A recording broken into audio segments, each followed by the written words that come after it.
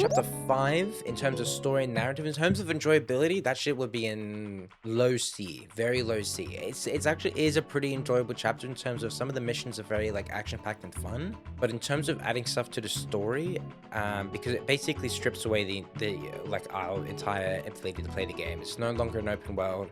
We don't have our horse, we don't have our guns. I'd say chapter 5 probably belongs in C tier. I think the only benefit we got out of chapter 5 in terms of narrative and story was Dutch's descent into madness was really shown through.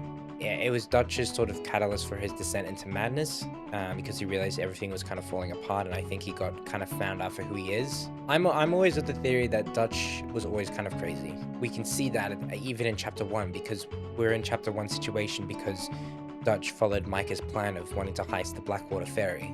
But it's also Arthur's push into him getting extremely sick, because obviously he has tuberculosis, and he is in a hot and wet climate, and that's not good for that. He sort of realized that he was getting weaker and weaker, and then by the end of chapter 5, because we are still in chapter 5 when we make it back to the mainland and make it back to America, in Lemoyne, and Arthur goes to the doctor. He goes and checks himself out, and then the doctor diagnoses him with tuberculosis. Obviously, then then Arthur sort of gets that feeling of redemption now. He wants to patch things up before things are over because he feels a lot of guilt. And I guess that's also why Arthur's a really good game character. He was a violent guy that started at the start of the game to a person who's afraid and wanting to help people and fix things up before everything goes to shit. So chapter 5 is in C in terms of adding things. It really only adds for Dutch and Arthur, and then we end up in Beaver Hollow.